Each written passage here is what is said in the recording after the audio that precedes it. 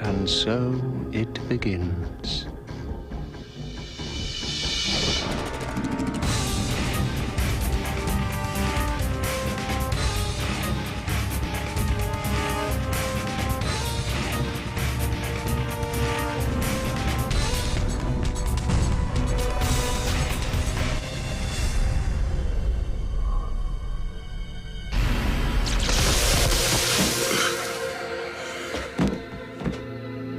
I told you.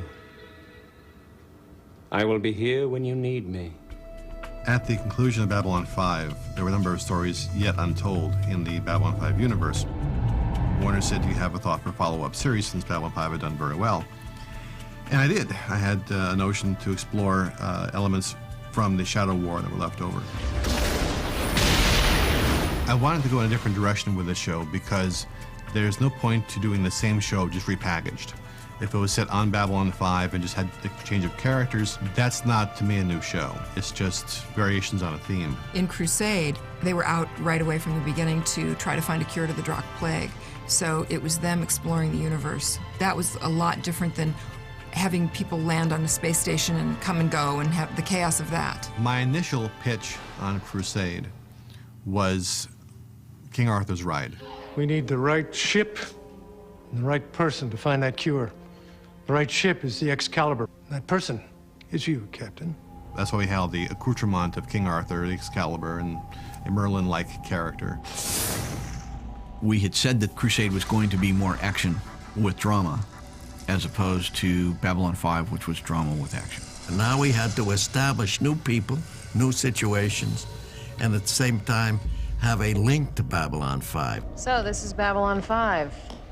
It's everything I expected. Noisy, crowded, and constantly in trouble. We were in completely different sets. We were going to a different place every week. Rather than have the stories come to us, we were going to and creating the stories with Excalibur. After you upload the information to me, you will erase the ship's log. We don't want anyone else stumbling onto those records. God knows what nonsense they put in there. The first 13 Crusade episodes were more or less standalones with just a hint of an arc here and there. As with B5, as we got deeper into the story, more and more of the arc would have come out. Captain Gideon, Dr. Chambers, may I introduce Dr. Stephen Franklin, head of xenobiological research at Earth Dome. My plan was, over the course of the 5 years of the show, to bring in more and more of those characters and eventually synthesize the two series. We're about 6 miles from the city. It'll be a tough haul with this dense atmosphere and terrain, but I think we can make it. It's one thing to create an environment that looks like the interior of a ship. You're creating forests, valleys, and seaside settings inside of a soundstage. It has to look real. With John Accavelli, it was that learning curve he had to go through to create these virtual sets. All of a sudden, we weren't confined by our soundstage anymore. We weren't confined by the sets that we had or the look that we had. We could go virtually anywhere, and that was really exciting. And I think we really achieved something on that show, and it looks really spectacular. The association with the Jet Propulsion Laboratory in Pasadena worked out beautifully. They would give us the information that we requested for planning the sets. For all practical purposes, we had the largest research group in the world giving us information that you couldn't possibly research yourself.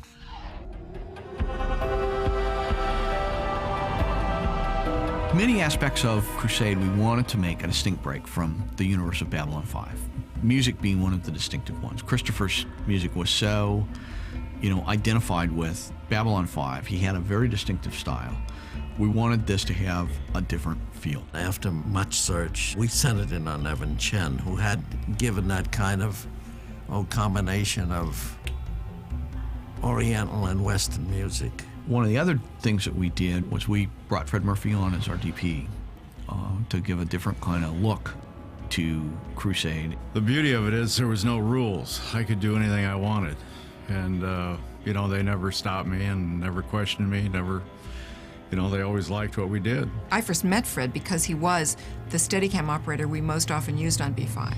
So for him as the DP on Crusade, I could say at the drop of a hat, hey, let's Steadicam this. I just tried to make the camera move a lot more. They weren't static shots where I'm doing a close-up here or a close-up there. I would do more kind of like the NYPD Blue stuff, doing a lot of moving of the camera. Yes, I'm a thief and a damn good one. You need to get inside something, you need to get out, tunnel under, go around, go through. I'm it. When I sat down to design Crusade, I almost looked to the role-playing universe for a model where you had a thief, you had a scientist, you had a magician, all on a quest. So I kind of adapted that format to Crusade to make the feel a bit different than what we'd seen before in Babylon 5. I'm not subtle, I'm not pretty, and I'll piss off a lot of people along the way. But I'll get the job done. Of the characters that were created for the show, probably Gideon was the most difficult, only because the captain's always the most difficult. He's the one who has to be the straight man. He has to be the one in authority and responsible for things, and he has the most restrictions to his character. Gary Cole had previous television lead experience and was a bit off-center. Is there anything you can tell me?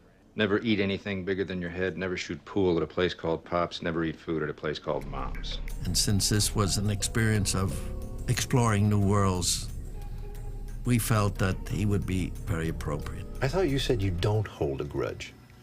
I don't. I have no surviving enemies. Technomages are very popular with the fans. They're popular with the creator of the show as well. And I wanted to have someone there who would come at problems from a very different perspective than everyone else. Has anyone else ever found this well of forever? Absolutely. It's just that no one has ever returned. Consider it an adventure. Joe was very careful not to describe any of the characters in too much detail. It was a sort of running joke that he was, keeping a lot of secrets, and that the last people to know would probably be the people playing the characters. For me, it certainly worked out all right, because the character is mysterious. When will you come back? In the fullness of time. Expect me when you see me. You don't know a lot about him, and even through the episodes that we shot, you gradually reveal more about the character. You seem troubled, sir. Troubled, Lieutenant? All right, preoccupied then. Would Captain Lockley be involved by any chance? Read my mind. Sir, I would Sorry. never... Sorry. It's a figure of speech. I didn't mean it literally. Between the time of Babylon 5 and Crusade, we had the telepath wars take place. So I wanted to indicate what happened after the fact, part of which being that Teeps were now allowed to join military vessels with certain very clear restrictions on them. Showing that we can obey the new regs is all that stands between us and the creation of a new Psi Corps. I'm not going to be the one to mess that up. Through Matheson, we would eventually learn what happened during the course of that war. And I thought it'd be fun to play him at times being discriminated against, not because he's Asian, but because he's a telepath. It is wrong to withhold information. Yes. Yes, it is, isn't it? Doreen Nafeel was one of my favorite characters I've ever played. Oh, I said let me go! She was a little spitfire. She was a thief, a tunnel rat, had the biggest chip on her shoulder, but also had like a wonderful humorous side. For Crusade, I was the only regular alien, which is unusual, I think, for B5. I didn't mind it, I really didn't. I only resented it when Peter came in to get his head buffed, and he would be sitting in the chair for 5 minutes, and then I'd be like, "Grr, grr. I've been here for 3 hours. Blah, blah, blah." I am many things. I am bright, personable, charismatic, and not a bad dancer. But expendable, no. It's a terrible thing to say, but the primary requirement from Max Allerson was that he should be annoying. He was a kind of an egomaniac and had no idea that the outside world was going to be affected by any of his impact, because this was just naturally the way it had to go. It was efficient or it didn't exist. So his patience level for things in this spaceship was limited, shall we say? Last entry deleted. Somebody who's as rigid as Max was going to hit the wall pretty hard, and I think that was coming. And I don't know if we got quite to that point in the show, but I had the feeling that he was really in for a transformation. I don't think that you can handle what I'm having. Is that a challenge, Max? Are you up to it? Up to whatever you can dish out. My character came in, and that was another one of those new things that they wanted to add to the show, and it just felt comfortable, It felt really good. I mean, it was exciting stuff, all this pilot stuff, and it was really good. I want you to go through full decontamination procedure before you come out of there, including body cavity decon. Maybe we'll get lucky and find out where your copy of Med Lab regulations went. We had cast Margine as a technician engineer on the Call to Arms. While this is going on, we're also casting for a doctor for the Crusade series, so we couldn't find anyone who really worked for the show. And as we're casting over here, we see Margine over here doing a great job and being very strong and capable and likable, and we're like, shoot. Let's get her. She's a very caring person. She's very loving, but she's very professional. She knows exactly what she wants and what she wants to do. She's got a greater stake in the whole theme of what was going on, which was trying to find the cure for the Drakh plague, because she had a sister that was on Earth. So her mission was a little more personal. You know what you are?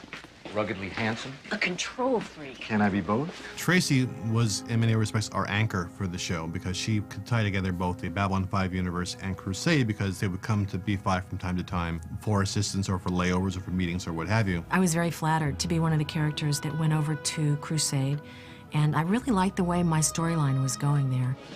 Do you believe in God? Captain, I have 5 years to cure the Drakh plague. Do I believe in God? I'll get back to you on that in 5 years. In 1 day. I wanted to start off the show in media res, in action, where the team's already together and they're off doing their thing, as many shows do. But after we shot 4 episodes or 5 episodes, TNT stopped everything and wanted to re-examine things a bit. And part of that was to say, let's do a pilot episode proper, where they come together for the first time to introduce them in their areas of specialization. When we shut down, we did revitalize and redo the sets, which was a huge challenge. And so there was kind of like this massive building campaign for a couple of weeks where we really just got an infusion of cash and started building a lot of new sets. And I think it really, you can kind of tell the difference because we weren't just on the Excalibur or just on the planets. You started seeing a lot more of the Excalibur and you thought, well, this is a much bigger ship, it's more interesting. We changed the wardrobe at the same time, which gave us the problem of how does that fit in all the stories. Episode 108 with the new black uniforms became episode 1. We actually went back to the drawing board with the uniforms, and we, I tried to think of an idea where we could use a uniform that might look like a jumpsuit, and yet the parts and pieces of that uniform would come off. The sleeves would unzip, the jacket unzipped from the pants, so you could, have a variety of different uses. So now the first uniforms were now the second uniforms, which should in time be thrown away in a terrible accident with the dry cleaners, to then bring back the black uniforms. So it started off, in fact, gray, black, and black, but in story time, it would be black, gray, and black. There is no planning, no design to our lives. Odd. Given your profession, I figured you'd be the one person who'd believe otherwise. I think this is where I get off. Metaphorically, metaphysically, and literally. I think with Crusade, we didn't hit our stride. We didn't really get into what we could have really done well. And when you're developing a new show, it takes several episodes for it to find its legs and to find its place. And I think even harder with a sci-fi show. We set our bar really, really high for what we were trying to achieve with Crusade. I think the bar was set probably just a notch too far beyond where we could reach with the resources that we had. I love these 13 episodes. They represent to me some really good storytelling. They represent great performances, the best CGI I've seen in a while, good sets, a good working environment. It is a postscript to Babylon 5 to say what might have been. And like many things that are ended prematurely, it becomes myth after a while. And if Crusade was about myth to some extent, then somehow there's symmetry there.